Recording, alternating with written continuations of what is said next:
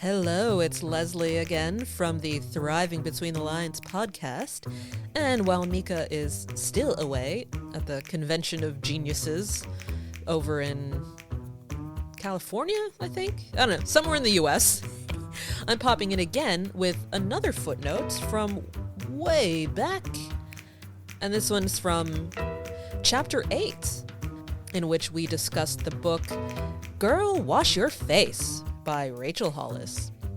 And this one is all about toxic positivity. Meka does us a little favor and outlines the general difference between toxic positivity and just having a positive mindset, and also how this might work in activist spaces. So, have a listen and enjoy. So, this footnote is about these toxic positivity ideas that come up in quite a few of the books we've discussed. Mm-hmm. So it seems often that we are saying that the positive mindset is a bad one in our podcast. And I want to have this just little discussion to say, no. I really do believe that your mindset can absolutely change things. For me, my physical health is actively changed by having a better mindset. Yep. And there is plenty of good evidence to show that. Yep. Your nervous system that runs your body is connected to your brain. Like, it's all part of the same system. Different branches, but affected. But we need to talk about the two far ends of that. You've got, like, toxic positivity, and then you have being swallowed by darkness. Yeah. And either one of those is,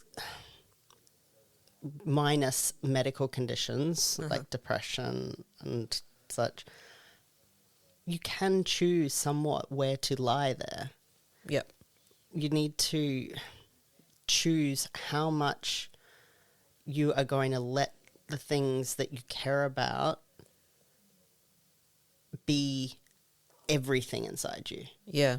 Particularly from an activism point of view, like, you often feel guilty for being positive and being like, oh, well, today's a great day and I'm happy. And there's almost this guilt attached to it. Like, how dare I be happy when so many things are bad and need to be fixed? Yeah. You can't be the advocate that you could be if you are disabled by that fear and terror and sadness. Yeah. And so I see it as caring for me is caring for others. And that includes being allowed to be happy sometimes. Being allowed to feel positive about the future, even though I know, like, I'm not stupid. I know there's a lot of bad stuff happening. But me wallowing in that isn't going to change it.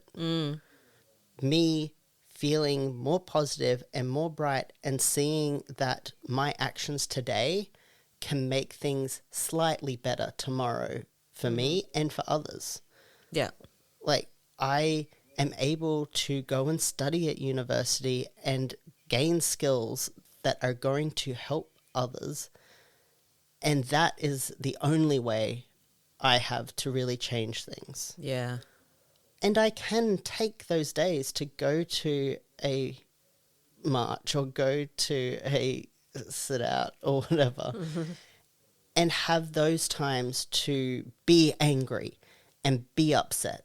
Yeah. And show the world and our government and officials what I believe and think. Yeah. Without that being my everyday, I can't live like that. And I don't know if you can live in that anger and that sadness and grief all the time and still function, you're an amazing person. But I have to just compartmentalize, just go, I know it's there, but not today. not today. Today, I just need to do this thing, and I need to just be happy about being alive. Yeah. And getting... I feel grateful so often when I wake up in a dry house and have food to eat. And I've been very lucky in life. And so I think it's fine to be appreciative of that and work towards ways to better the condition for those I do feel that grief for. Yeah. Rather than wasting it. Yeah, I agree. And you were right when you said sometimes you just have to say, not today. Mm-hmm. Because it's important to find those moments where you can step back and restore yourself. Yeah. Do the things to care for yourself in a way that's going to get you back up to a level of functioning where you can go back out and engage in the resistance. Mm-hmm. And I guess resistance doesn't mean much too if you don't believe that doing that is going to make a change. Yeah. Why would you do it if you don't think that it's going to be able to achieve change? Yeah. Even if it is only little. But those, we've seen it. We've seen those little chips that you take off of the culture of, like, that negative part of culture. It eventually does fall off. Yeah. And it doesn't happen fast enough.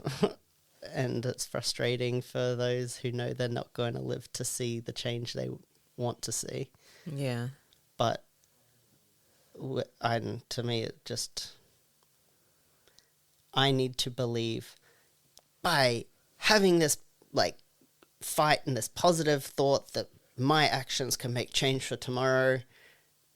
I don't have the strength to go out and do it if I don't believe that. Yeah.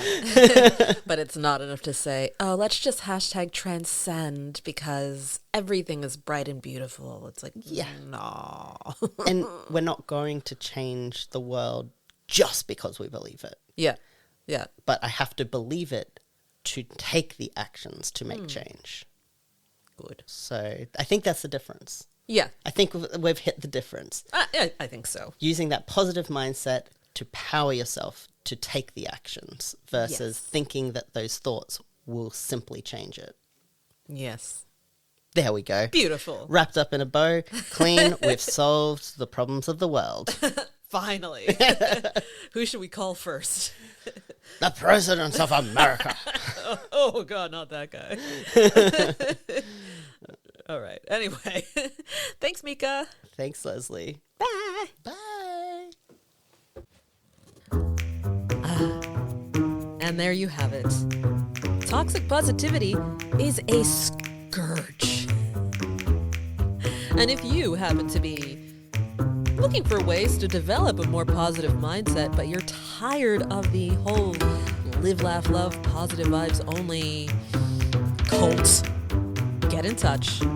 Book a free introductory love coaching consultation with me through my website, leslievcoaching.com, LESLIE. We can work together face-to-face or online, wherever you are in the world.